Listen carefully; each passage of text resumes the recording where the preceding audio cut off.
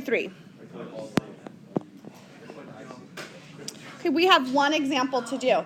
We are going to do, now, derivatives have a lot of applications to them, and we're going to spend like a whole chapter on applications of derivatives with rates of change. It's a long chapter. We're just going to do one word problem today. So, using derivatives. So why do we have to learn this for real world? Oh, because it actually is helpful in the real world. This problem's hard to do without calculus. It is doable without calculus, but calculus makes it easier. Okay, here we go. It's just our one example today, and then I'll let you work on your stuff. Some of you guys are already doing that worksheet because derivatives are fun, right? No, I read it. It is, yes. There's good practice, really good practice. Your homework, you have like 6 in the book, and then you have that worksheet. But it's almost like an in-class assignment in a way. Okay. All right, it says that, let's suppose that Nicole, I don't know why they use the word Nicole, has 100 employees. Oh, it's like my sister. My sister has like 100 employees. Yeah. She's the general manager of Best Buy. Ooh, I know, GM. Now, the average salary is $10 per employee. That's lower than minimum wage. Right? Some people have lower than $10. Yeah, but maybe this is just under the counter. Maybe she's babysitting. She's got 100 babysitters. She expands her business. All right. She expands her business. Maybe she runs like a tutoring program or something, or a babysitting. 100 employees? Yeah.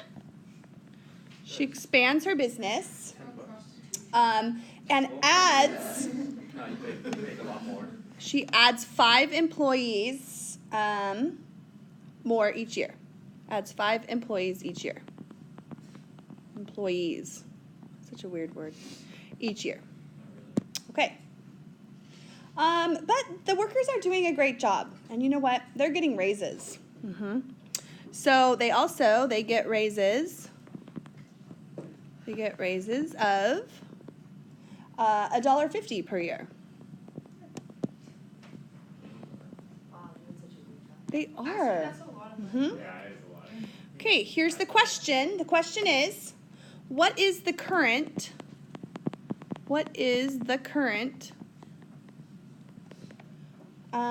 or instantaneous, okay, instantaneous, yes, it's one problem today though. What is the current instantaneous rate of change of her total payroll? Rate of change of her total payroll.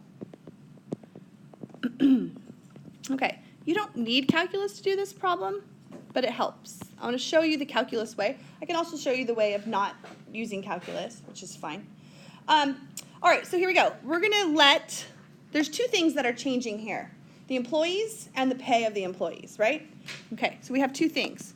We have E of X, which is the number of employees. The number of employees is changing. Okay, so we can't just say it's 100. It's going to be different the next year and then the year after that and the year after that. The other thing is there's another change, which is P of X. P of X is the pay per employee. The pay per employee, we can't say that that's $10 because that's changing also. Now, if I wanted to find the instantaneous rate of change of her total payroll, what would her total payroll be? We'll call it capital T of X. Total payroll is the number of employees times the number of pay per each employee. Do you agree with that?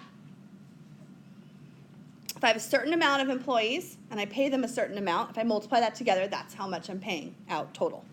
Okay, if I want to find the instantaneous rate of change of my total payroll, I'm going to find the derivative of T.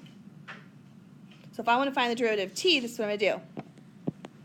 T prime of X is equal to, and this is product rule, right?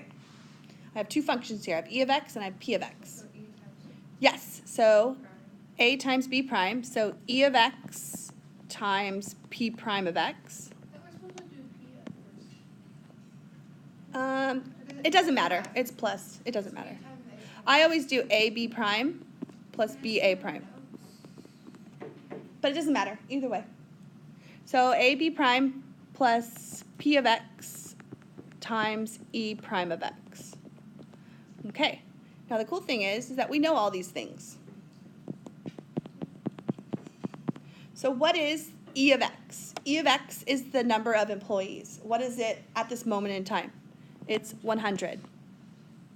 P prime of X is the change in the payroll. Derivatives always change. It's 150. Okay? P prime of X is change. So that would be times 1.50. Plus P of X is the pay of the people, which is 10. And E prime of X is the change of the employees when they're changing 5 per year. It's the rate. Okay? So you work that out. 100 times 150 plus 10 times 50. So you get 150 And there's 5. plus 50 equals $200 per year. That's her change in her total payroll. Because a lot of things are changing here. The employees are going up as their pay goes up.